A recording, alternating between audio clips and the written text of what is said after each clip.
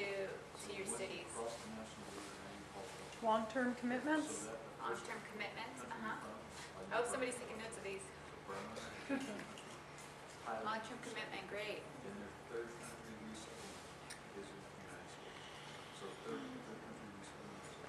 Seems like there's an interest to really get over that barrier of going into the schools. I think that's felt like a place where the church is not welcome. But it sounds like there's some inroads there, and folks want to explore that more. Yeah, I think that's certainly been true in very helpful ways because of the economic situation of our country. That schools are way more open now than almost at any other period for partnership from Christians and other faith-based groups. I know we're definitely taking advantage of that in Boston, so that's something definitely to be pursued in our cities. Other big ideas from today or either of the days?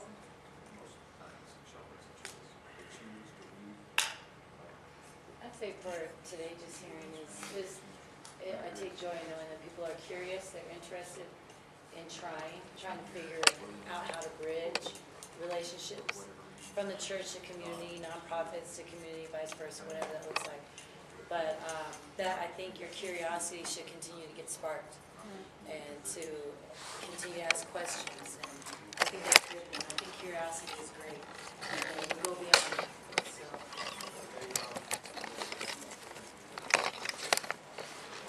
So before I ask us about concrete next steps that you think you might want to take, and we have some suggestions of different things that we could do, I actually wanted to ask a process question a little bit, and I'm going to feel a little bit vulnerable asking. This is not on the agenda, so I'm kind of trying to follow the Holy Spirit here. I hope this is from him and not from somewhere else.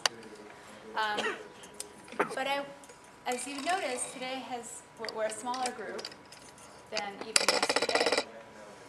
And I know that in the beginning we talked a little bit about safe environment and the desire to have a different level of conversation. And I'm wondering for those of you who were able to come back to us today, if you have thoughts about what has been helpful to you about the way we've done this process over the last couple of days, or what has been unhelpful and it was a barrier for you to overcome, because maybe that was a barrier for other people to come back. Now, I know there are other reasons. Maybe some people were flying out early, and maybe other people were trying to catch another affinity group that they also felt really passionate about. So I'm not talking about those kinds of things, but more, if there were things about how we're trying to encourage people to press into these cross-cultural dynamics, if there are feedback or things that we should hear, and that would be helpful to all of us as we try to continue to have these conversations in our own contexts. And if you don't have thoughts on that, that's great. Or if you want to tell me later, that's fine. Either way. A comment was made yesterday about the issue of immigration, and it was described as like the elephant in the room or something. Yes. And I really feel that for our congregation, which is multi-ethnic in the sense that there's Irish and Italians, and a few people of color, but Of other colors. but across the board, a lot of people hang on Fox News, that kind of stuff. And so the whole question of, well, wait a minute, who are these people? How did they get here? And that kind of matters deep down, I think. And what to do with that.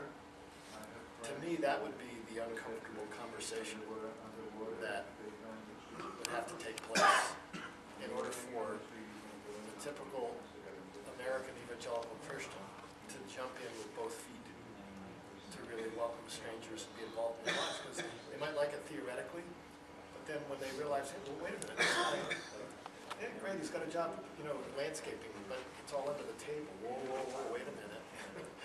All those things will start. Since we're not there yet, it's not a problem that I've had to confront as a pastor, but I figure I would.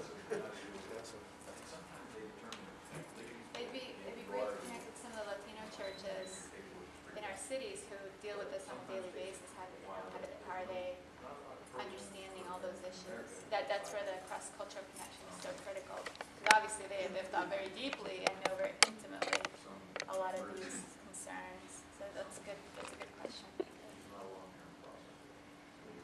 Other thoughts? Yes? Yeah, perhaps in processing form, it might be good to, spend 2/3 of the time with specified explicit issues, but say 1/3 of the time for exploring in depth organic issues that arise from the discussion.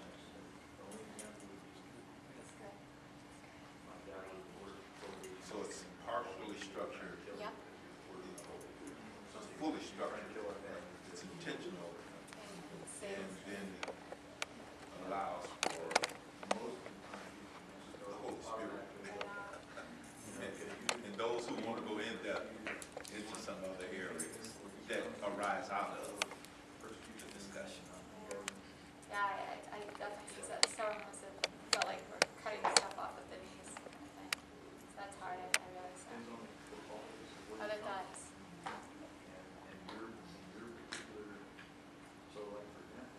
Okay, well, let's move on to